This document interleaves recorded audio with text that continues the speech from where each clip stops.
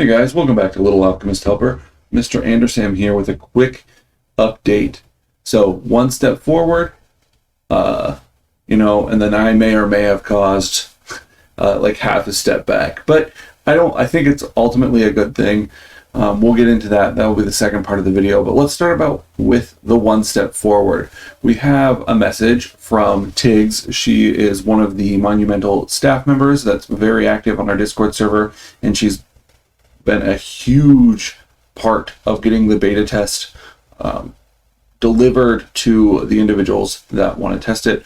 So I'm just going to read the message that she put up. That's kind of pertinent to the community as a whole, and we'll discuss that here in a bit. So she starts out with, "Hey Alchemists, we wanted to thank all of our Little Alchemist Remastered testers and announce that on November 11th at 10 a.m.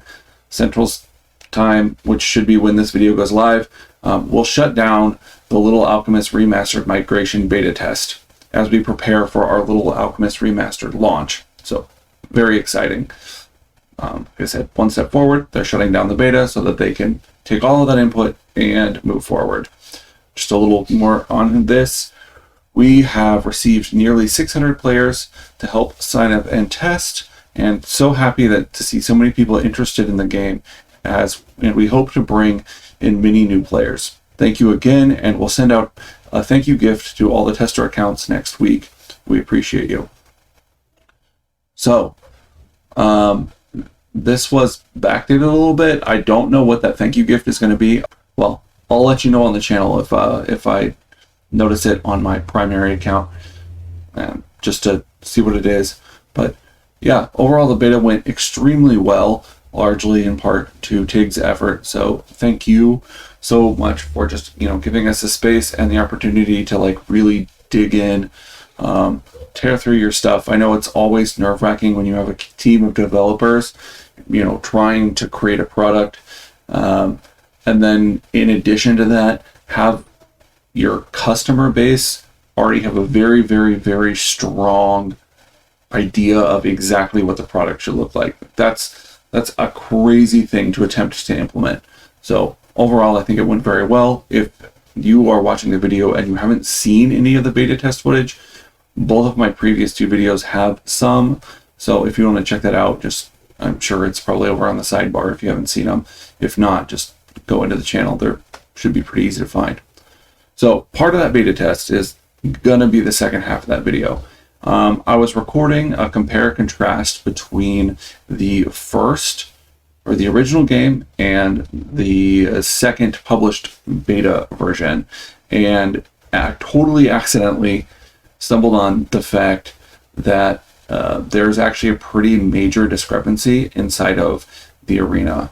I can show the clip on here. The main thing is the tiebreaker ability is activated defensively in the arena.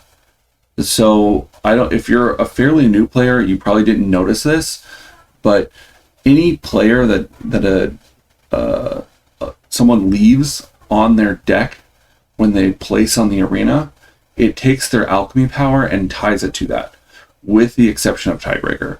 For whatever reason, tiebreaker has always been excluded. It was an intentional balance choice made by the Chinzilla team back when they implemented it. Now, Monty, the CEO of Monumental, actually addressed this in a separate thread in the public discussion of our Discord.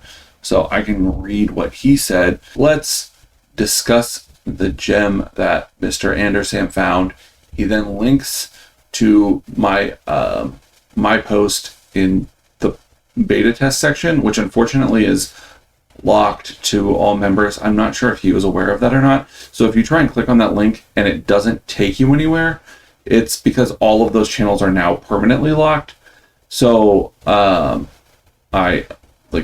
try and do something on the Discord to balance that out, but I'll also just put up a copy of my post there. Again, it's just addressing the same issue with the tiebreaker.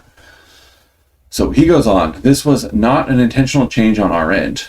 I suspect the team working on it thought the tiebreaker was misimplemented and fixed it." So again, it goes back to a very brave and difficult task to have a product that the customer already has exactly what they expect in mind. It's way easier as the developer to create something new when your customer base, has a general idea, but when it's like, I want this exact thing, and then try and get every single detail to match, that's a much higher order. So that's largely why they did the beta test, to try and find these things. And I'm happy that I stumbled into it, because one, it gave us a chance to talk about it, and two, there's a real chance that it's gonna roll out the door being like it was in the original game, which I'll get into my opinion on that here in a second. Let's finish with the message. I'm curious what the community thinks about the change.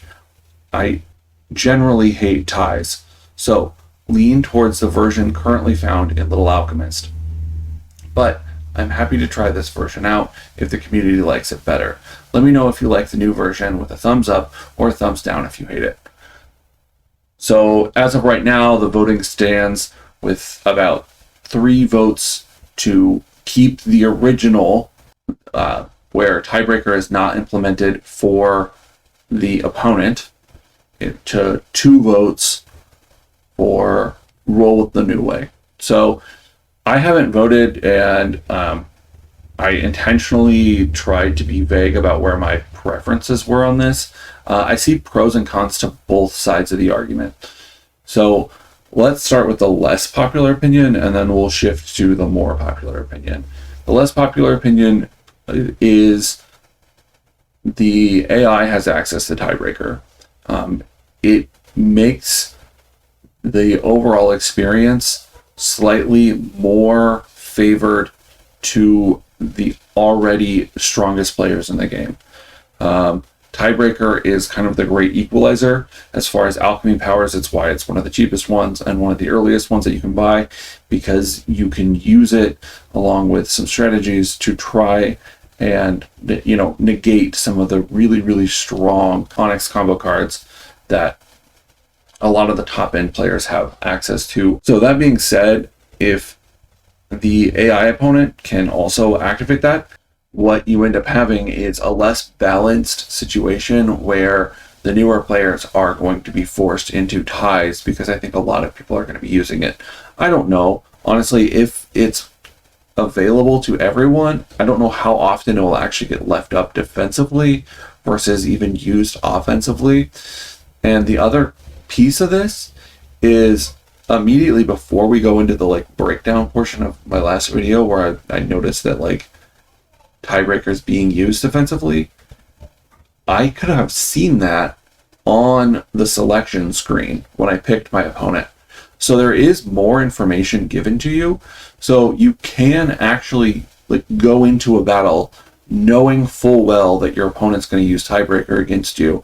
And if you don't want to use tiebreaker, again, you have to be kind of a later end player where you have access to multiple of the higher end alchemy powers, but you can then choose to switch to fight something that's specifically designed to beat tiebreaker.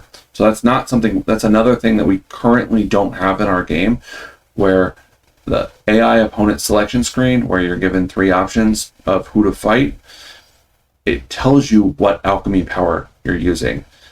And if you're a beta tester and you're like, I've never noticed that, it's because that beta test the leaderboard was full of bot AIs, and none of them had alchemy powers assigned to them. If you battled your way all the way to the top, where some of the other players had done, which I know Chills was the one that I ended up fighting in the video, you can see it on that screen. I'll clip it. It'll be there. Yeah, why not?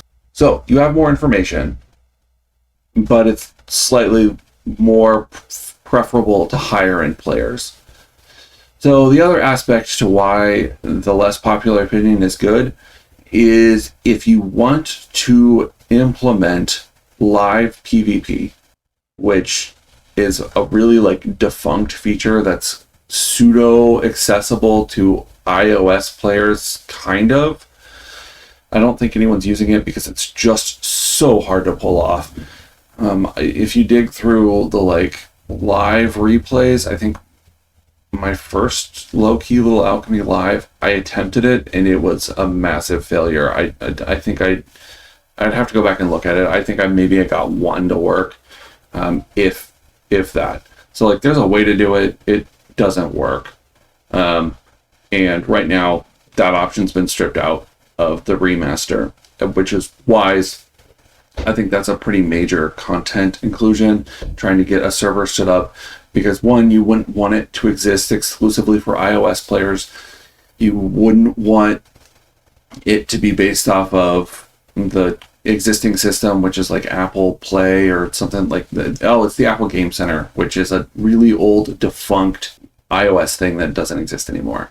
So you'd want to get away from that. So incorporating that into the new game is not really tenable at all.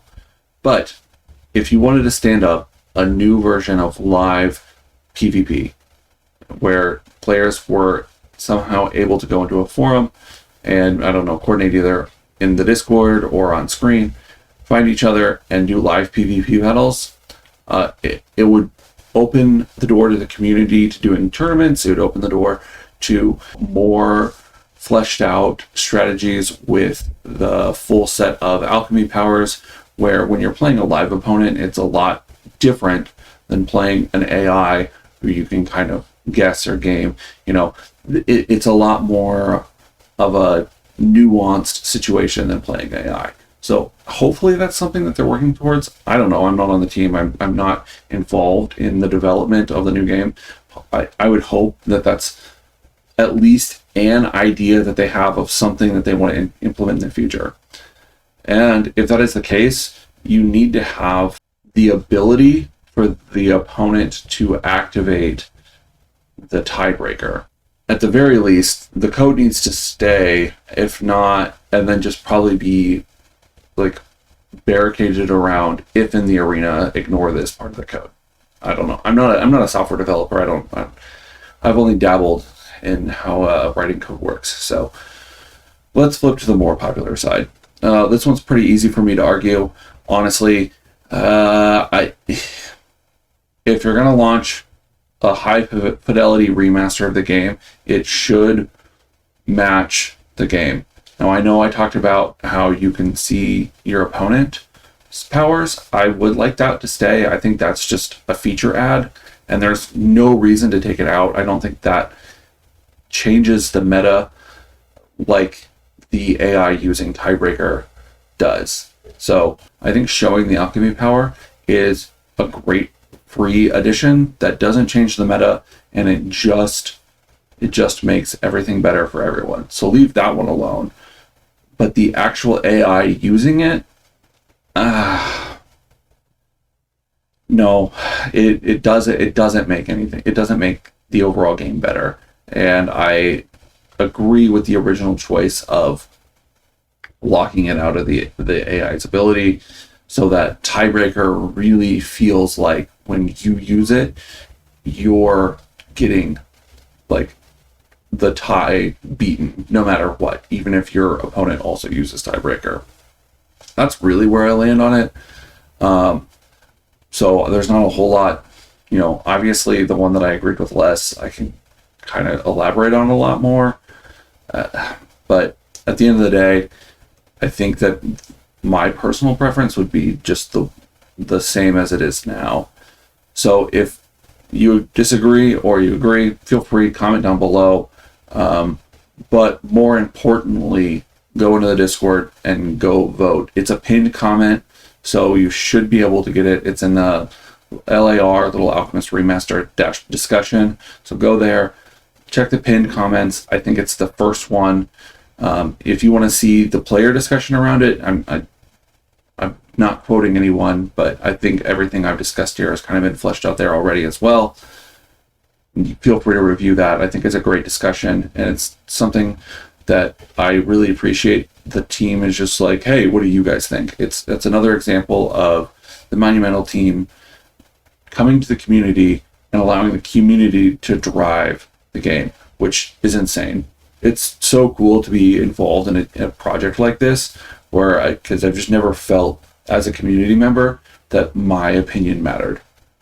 So thank you, Monumental. Thank you, Monty, and the rest of the staff. You know, what you're doing is great. Hopefully your late November, early December timeframe still works out. For everyone on the channel, that's still the projected date. If it changes, I'll let you guys know. But we'll keep watching for more news like this. And in the meantime, I'm working on some content that's probably more targeted for post-release. So for now, hang tight with the channel. I'm going to probably be doing some more lower edits, lower effort, to be fully honest, videos while we are ramping up for the release and of the remaster. Yeah, I'm just going to be doing some background work so that when the remaster drops, I can hopefully start doing those higher quality, higher edit videos again within the new game. And yeah, I don't have anything else to say. See ya.